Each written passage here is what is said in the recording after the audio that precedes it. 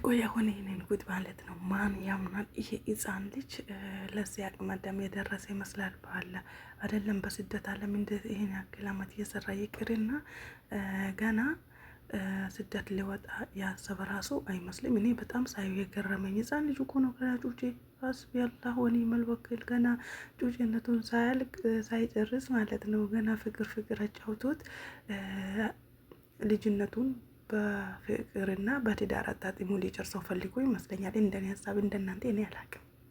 ጉድ እኮ ነው ነገሩ። ምን መሰላችሁ? አይ በጣም ነው የሚያሳዝነው በእውነት። አንዳንዴ እኛም ሴቶች እኮ በጣም ብዙ ችግር አለብን። ወንዶች እንላለን ራሳችንን ገበና ደብቀን ማለት ነው። ከአንዱ የመጣ ግን ሁሉም ይሰደባል፣ ሁሉም ይረገጣል። ጉንብስ ብላ አፈር ጌጣ የምትሰራውን ጉንብስ ብሎ በበረሃ ተንከራቶ የሚሰራውን ወንድ ያሰድባል ማለት ነው።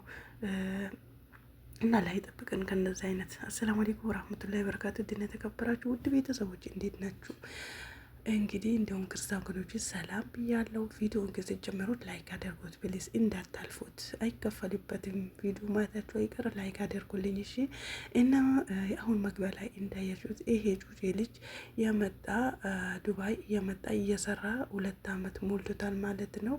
ምንም ነገር ብር ሳያጠፋ የደረቀ ቂጣ እየበላ ፍቅረኛ ይዞ ነበረ። እንግዲህ እሷ ኢትዮጵያዊ ነው፣ እሱ ደግሞ እዚህ ወደ ዱባይ መጥቶ እየሰራ ነበረ። እየሰራ አባቴ እናቴ ገለመሌ ሳይል ማለት ነው። ቀጥለጥ ብሎ እሷን ወደ ራሱ ለማምጣት ነበር ሲታገል ሲለፋ ሲጠራ የነበረው። እንግዲህ ነገሩም ተሳክቶለት ሰርቶ ለፍቶ ወደ ዱባይ ያመጣታል ማለት ነው። እንግዲህ ስንት ብር እንደሚከፈልለት ስንት ዋጋ እንደሚከፈል በቀልድ እንደማይገኝና ፕሮሰስ በቀልድ እንደማይገኝ ታውቃላችሁ። ሁላችንም ጠንቅቀን የምናውቀውና ያለፍነው ነገር ስለሆነ ማለት ነው።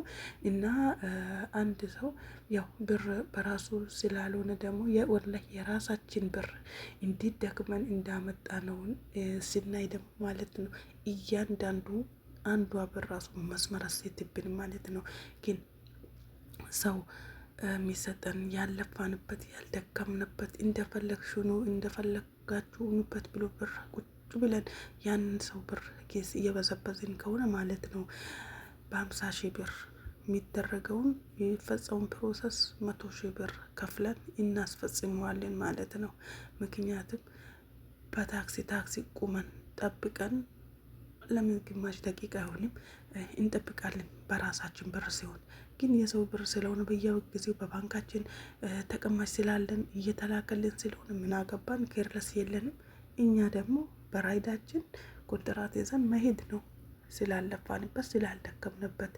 እችም ልጅ ላይክ እንደዛው ነበር ማለት ነው። እሱ አፈርጌጡ ይህንን ደረጃ ደርሶ ገና ለራሱ ጠግቦ ያልበላ ልጅ እሷን ደግሞ አምጥቼ ከራሴ ጋር ኖራታለሁ ብሎ ባሰበበት ሰዓት ነገሩ እንግዲህ 500,000 400,000 የሚጨርስ ፕሮሰስ ጨርሶ ያመጣታል። ሲያመጣት ደግሞ ከመጣት በኋላ ልጅቷ እንደ ጠበቃት ሳይሆን ሌላ ሰው ሆና ነው እንግዲህ የጠበቀች ሌላ ሰው ነው የሆነችበት። ነገሩን ግልብጥብጥ አደርጋበታለች ማለት ነው። እንግዲህ ገመድ ይዞ የቆመው ለምንድን ነው የሚለውንም ደግሞ ይነግራቸዋለሁ። ምንድን ነው የተፈጠረው፣ ምንድን ነው የተከሰተው ለሚለው እንግዲህ ዱባይ ከመጣት በኋላ እሱን ትቶ ከሌላ ሰው ጋር አሸሸ ገዳሜ ማለት ትጀምራለች። ያ ወሬ አይቀርምና ወሬ መሰማቱ ስለማይቀር ይሄንን ወሬ ደግሞ ይሰማል። እሷን በኮንፊደንስ ለምንም ይሄንን ታረጊያለሽ ብላ ስትጠይቅ እኔ እሱን ወድጄ እሱን አፍቅሬው ወይ እሱን የመከሱ ጋር አብሬ የመኖር አላማ ኑሮኝ ሳይሆን እኔ አላማይና ታርጌቴ ዱባይ መግባት ስለነበረብኝ እና መምጣቴ አልቀረምና መጥቻለሁ። ከዛ ከአንዴ ምን ይፈልጋለሁ ብላ ትነግረዋለች። ላይፍ ላይ ስፋንላ ገመዱን ይዞ ወዲህ ወዳ ይዞ ይዛዞራል ማለት ነው። ገባችሁ? አራቆየው ሳፍጥ ነው ይላል አንዳንድ ሰው ማለት ነው። ኮመንት ላይ ወይኔ በላቸው። እኛ በቃ በሰው ቀልድ የሰው ነፍስ እኮ በቃ እንደ ቀልድ እያየ ነው ማለት ነው።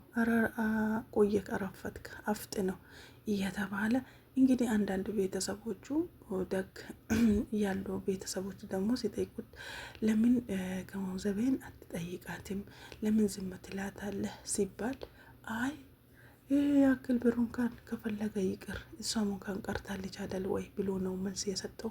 እሱ ሞኝ ነው እንጂ ማለት ነው አፍንጫዋን ይዞ አስነጥሷት ነበር መቀበል የነበረበት።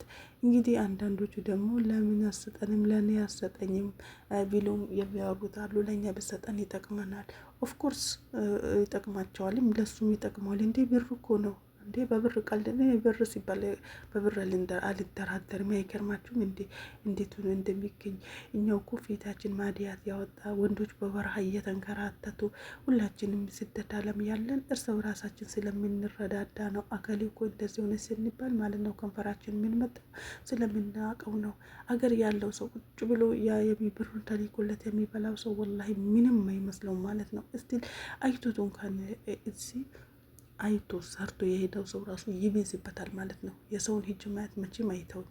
አላህ ርዝቁን አስፍቶለት ያን የሰውን እጅ ማየት የሚፈልገው አንዳንዱ ጭራሽ የባሰበት ከሆነ እሺ፣ አንዳንዱ ግን በቃ ይህን አድርግልኝ፣ ይህንን አምጪልኝ፣ ይህንን ኢቪን ሰርቶ እኮ ነው የገባው ሰው የነበረበትን የሚረሳው ማለት ነው። ግን እዚህ ጋር ደግሞ ብዙም ደግሞ የምንረዳዳው ስደት ላይ በበረሃው በሙቀቱ በብርዱ አረ ስንቱን አሳልፈን ነገሩን አስፍተን ስለምናየው ከንፈራችንን እንመጣለን ማለት ነው።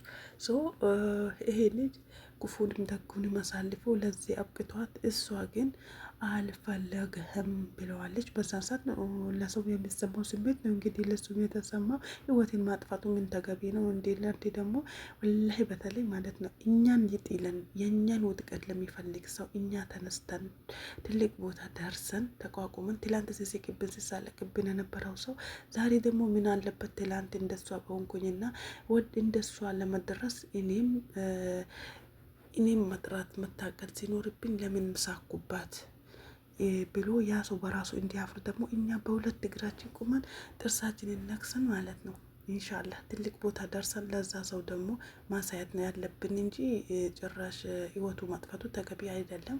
ያው አንተ የተሰማህና ያደረግከው ይሄ የሰይጣን ጆሮ ይደፈንና አንተ ደግሞ ከሷ የተሻለ ደረጃ ደርሰክ ማለት ነው ትልቅ ቦታ ደርሰክ ማየት ነው ያለባት። መቼም ቢሆን መቼም የሰው ሀቅና የሰው ላብ የሰው ድካም ወላሂ ዝም ብሎ አይተወንም። አላህ ራሱ ይፋረደናል ማለት ነው። እዚህ ጋር ሰውን ለጥቅም ስቡናላህ ወኒዕመል ወኪል። እኔ እኮ የሚገርመኝ ነገር ማለት ነው ሰውን ለጥቅም ብቻ የሚፈልግ ሰውን ሊጎዳ ሰውን መጠቃቀም ሊያረግ እንዴ! እኛ እኮ ያለፋንበት ያልደከምንበት ነገር እኮ ወላሂ በጭራሽ ወያ ሰው አውፉ ብሎ ላላ ብሎ እስካልሰጠን ድረስ ማለት ነው መቼም አይጠቅመንም፣ ይጎዳናል። ከጥቅሙ ጎን ጉዳቱ ነው የሚቤስብን ማለት ነው። ከዚህ በፊት ምን አይነት ታሪክ ሰምቻለሁ መሰላችሁ? ሚስቱ ደሃ ነው ብላ ኒቃው ሂዳ እሱ ግን ምንም አልነበረውና እሷ መጨረሻ ጎዳና ላይ ተዳዳሪ ሆና እሱ መኪናውን እየነዳ ከአጠገቧ አልፏል የሚባል ነገር ሰምቻለሁ ማለት ነው።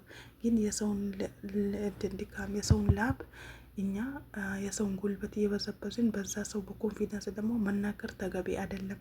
ዛሬ የዘራ ነው ነገ እናጭዳለን። ስንዴ ዘርተን ባቄላ አንጠብቅም። አተር ዘርተን ደግሞ